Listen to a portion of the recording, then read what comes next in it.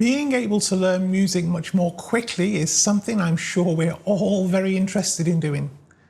Different techniques work well for different types of music, and today I'd like to do a deep dive into a practice technique I've mentioned in a few tutorial videos. It's an amazingly powerful technique that I've called cycling. It leverages the principle of spaced repetition that I have spoken of previously and combines this with the idea of practicing in manageable chunks. So if you're sitting comfortably, then let's begin. Let's say we have a tricky piece we're working on that has lots of something we find difficult.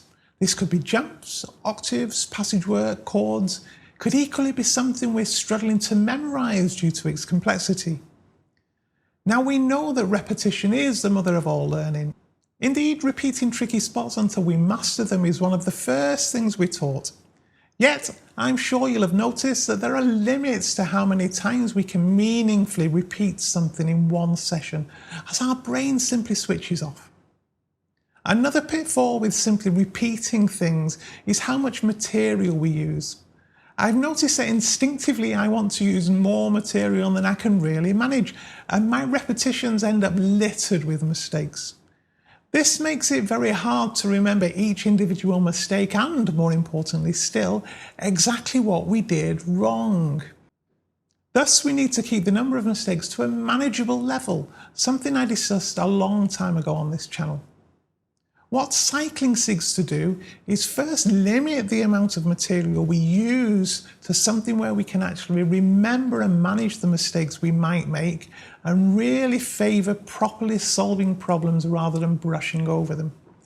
Secondly, it purposefully limits the number of consecutive repetitions we might do of any set of notes. Thirdly, we then repeat what we've done 3 times, hence I nicknamed this cycling.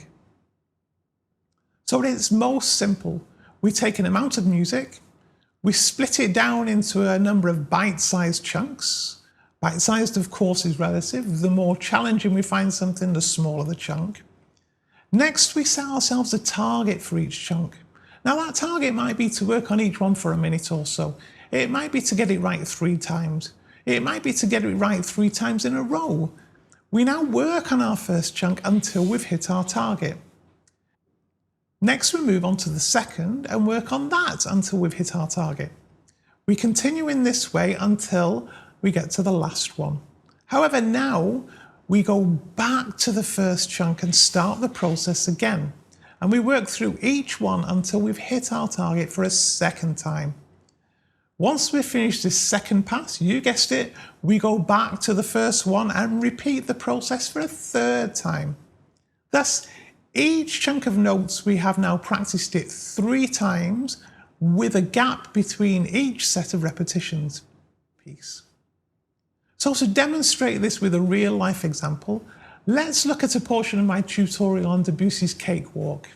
Now let's move on to the remainder of the section, where the biggest challenge is a left hand that needs to be staccato, mostly light and leaping around constantly. Playing individual jumps isn't perhaps that challenging, but playing more than 60 as we have in this one section in very fast succession is a whole different ballgame. And my view is that there is little point practicing something like this slowly. This is an idea I got from William Westney's book, The Perfect Wrong Note, where he points out that in some music we need to think of practicing in terms of target practice. Jumps are all about getting from one place to another quickly and reliably. Thus, practicing them slowly doesn't help us to achieve this. However, at the same time, simply playing through a section, even as small as this, with mistakes all over the place, is unlikely to get us very far. So to practice a passage like this, I like to use a technique I call cycling, which requires us to break things down even further. Indeed, in a case like this, I'd go as far as to say we should start by practicing individual jumps. As we analyse this little segment, we can see 4 distinctly different jumps, which basically repeat themselves in various combinations over 4 measures. Note that I'm including differences in the right hand here, even though for the left hand we could argue that there are only really 2 different combinations, one up and one down. But this is because the left hand needs to jump whilst the right hand is playing, and thus we need to practice these combinations too. Our starting point then is to work on these individual jumps initially, and this is the material we will use to cycle. First, before actually touching the keyboard, let's take a little look at what we have. As we can see, we have an interesting challenge. Whilst the right hand is almost simplicity itself, it just keeps repeating the same notes, we have a left hand needing to jump to play some notes between those being played in the right. So we'll need to keep our right hand close to the fallboard and in an unusually raised position to make plenty of space for the left hand underneath. Now let's just take the first jump. First, we look closely at the left hand notes and put them into our short-term memory, as we don't want to need to be looking up at the score whilst we practice. We then practice the jump. A key aspect of William Westney's approach is that mistakes here are to be embraced. Initially, we might find we miss it more times than we hit it, and we shouldn't worry about that. We work out why we missed. Did our right hand get in the way of the left?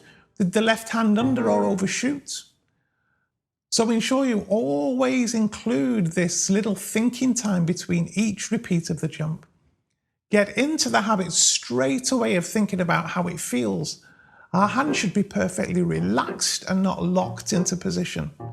Think of an arch movement as you go from one position to another, and then activate your fingers at the very last instant to play the notes. Spend a minute or so on this jump alone. Do you find that you're starting to hit it more than you miss it? Then move on to the next jump. Here we'll start with the top notes of the left hand and practice the jump down. Again, commit the notes to memory and spend a minute or so on that one. The same process for the third and the fourth. Now, however, we're not going to move on to the next bit. Instead, we're going to cycle back through what we've just done, jump by jump. Don't be afraid to relook at the score and double check you're definitely practicing the right notes. Ideally, try to cycle through all of this 3 times in a single practice session. What you will find is that soon you're able to repeat a given jump 3 times in a row, then 5, then 7, and so forth. So as you cycle through each day, your target will change from practice for a minute to practice until we get 3 consecutive successes, for example. For any particular jump, that process might be quite quick, or it could be much slower. Our first golden rule with cycling is that we should feel some sort of improvement as we work at this micro level. If our target is, say, to get 3 correct repetitions, we might find that it initially takes us 10 attempts to do this. However, as we continue with the process, we should find that this number drops steadily until we can generally manage these 3 correct repetitions relatively quickly. We can then set our target to get 3 repetitions in a row. We might initially find this takes us a few false starts before we can get that 3. However, as we continue, we should hit the point that it's 3 correct repetitions first time, every time, or almost at least. This means that we are successfully fixing whatever problems are there.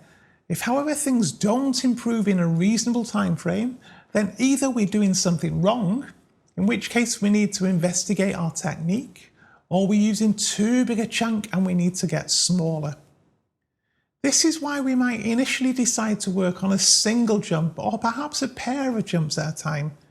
We might initially find that a good use of time is working on it for a minute or so, taking careful note of what appears to be going wrong when we miss it. Following day, we might find that we're starting to hit it more often than we miss it, and so we might decide to work on it until we've got it right 3 times. Our next day, we might decide to work until we can get it right 3 times in a row. The principle is that if on day 1, perhaps our chances of getting 12 jumps right 3 times in a row are so remote that we'd end up just repeating and repeating ad nauseum, whereas by using less material and a time box, it means we move forward to the next chunks before coming back to it again. Equally, the amount of material we use matters. For example, I practice individual pieces generally for 25 or so minutes each day. Thus, if practicing single jumps, then I'd want to limit myself to no more than, say, 7, so that if I work on each for a minute and then repeat the process a further 2 times, I'll have spent just over 20 minutes, which added to the thinking time makes 25. Our next step will then be to make our chunks larger. So again, let's go back to the cakewalk tutorial and see how we might do this. Once we feel that each individual jump is secure, and maybe not 100%, but certainly misses should now be the exception and not the rule, let's move on to 2 jumps. As you can see in this case, we now have 3 different possibilities we need to practice. We now use the same cycling approach, practicing each pair of jumps for a minute or so, and then moving on to the next. And again, we cycle through them all a total of 3 times. Depending on how easy you find these jumps to do, you might work in this way for a few days until you feel you can confidently land them each time. Our next stage is then to practice 3 jumps together, again ensuring we cycle through them 3 times each practice session. Once we're happy that 3 jumps are now secure, we can move on. Due to the way that this piece is written, this effectively means we can practice in terms of entire measures. Again, work on each measure for 1 or 2 minutes until you can land them 3 times in a row and cycle through them 3 times. Don't forget, light and relaxed, yet perfectly controlled. Our next step is then to practice each measure and add the first, 8th or maybe even quarter note of the next. Again, we cycle through them in exactly the same way we have been doing so far. Once we're super comfortable with this, we can start cycling through 2 measures at a time, then 3 at a time, and before we know it, we've got the entire segment nicely in our fingers. So we need to always ensure we progressively make each chunk larger. If we do this too quickly, we might find we get to the point where we actually don't see any progress in a practice session. Here we need to again reduce the amount of material. Let's say, for example, we can successfully play 2 individual segments comfortably, then we might think that just adding the 2 together should just work. In my experience though, this isn't necessarily always the case. We might in fact find that we need to first use a segment and a half, or maybe a segment and a measure as our base chunk. Quickly spotting where we've perhaps bitten off more than we can chew is very important. However, as the days go by, then the amount of time we need to devote to any individual chunk will start to reduce. For example, if we're practicing in groups of 3 and most of the time we can get 3 in a row with just the odd failed attempt, then we'll probably only need to spend a few minutes per session on them. Even if we decided our target was 10 in a row, that wouldn't take so long if we have more hits than misses. This is a point at which we add more material, perhaps move into a next segment or section even. What I have found is that the amount of time it takes me before I've got an entire section comfortably in my fingers is significantly reduced, and my confidence in my ability to get it right first time grows equally. So our 3 golden rules here are: don't use more material than is manageable at any one point in time, and perhaps always start smaller than we might think. Expand the chunks gradually, and ensure that we have a realistic target for our current stage. It reminds me of the advice that it's far better to work on 1 page of 12 etudes rather than 12 pages of 1 etude, as if we can't solve all of the problems in a single page, we'll certainly not solve all of the problems in 12 pages. Let me know in the comments how you get on with this technique. If you'd like to learn that delightful little cakewalk by Debussy, I've linked the video here for you.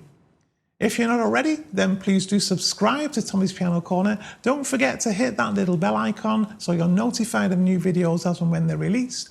I thank you very much for watching today and look forward to seeing you very soon.